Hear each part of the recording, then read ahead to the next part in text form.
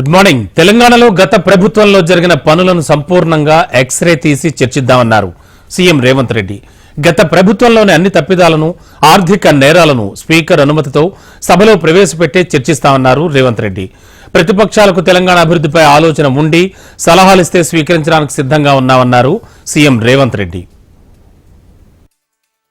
Governor ప్రసంగంలో మొత్తం Congress party మేనిఫెస్టోనే పొందుపరిచిందని చాలా సీనియర్గా పనిచేసిండ్రు మంత్రులుగా.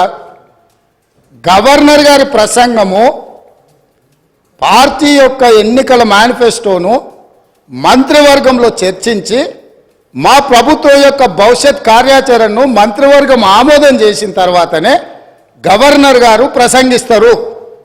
పరిపాలనలో అనుభవం ఉన్న వాళ్ళు, గతంలో ఈ రకమైన నిర్ణయాలు చేసిన వాళ్ళు కూడా ప్రజల్ని తప్పుదోవ పట్టించడానికో లేకపోతే వాళ్ళ యజమానులను సంతోషపెట్టడానికో ఎందుకు మాట్లాడుతున్నారో నాకైతే తెలియదు. నేను సభ్యుడికి సూచన చేస్తున్నా, నేను చాలా విషయాలు ప్రస్తావించిన, తప్పకుండా సావధానంగా 5 సంవత్సరాల సమయం ఉంది, సంపూర్ణంగా ఎక్స్రే తీసినట్టుగా ఎక్కడెక్కడ ఏమేమి ఉన్నాయో అన్నిటిని వివరిస్తాం. మా ఆర్థిక మంత్రి గారు, డిప్యూటీ సీఎం గారు జరిగిన విధ్వంసం ఏంది, ఆర్థిక నేరమేంది, అన్ని విషయాలు ఈ సభలోనే తమరి అనుమతి తీసుకొని చర్చకు పెట్టి వాటన్నిటిని విశ్లేషిద్దాం. మేము సిద్ధంగా ఉన్నాం.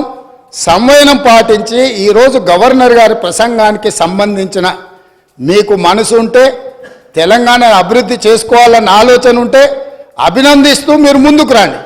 లేదు మేము ఇట్లనే ఉంటామంటే పిల్లి శాపనార్థాలకు ఉట్లు తెగిపడవు.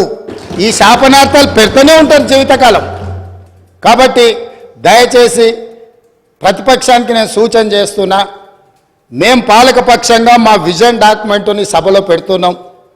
మీరు సలహాలు సూచనలు ఇవ్వండి. సహేతుకమైన సలహాలు సూచనలకు ఎప్పుడు మేము సిద్ధంగా ఉన్నాము. ఎందుకంటే ప్రతిపక్షాలను గౌరవించడం అనే సాంప్రదాయం కాంగ్రెస్ పార్టీకి మొదటి నుంచి ఉంది, ఇప్పుడు కూడా ఉంది. ఆ సాంప్రదాయాన్ని కొనసాగిస్తామని మీ ద్వారా వారికి తెలియజేద్దాం.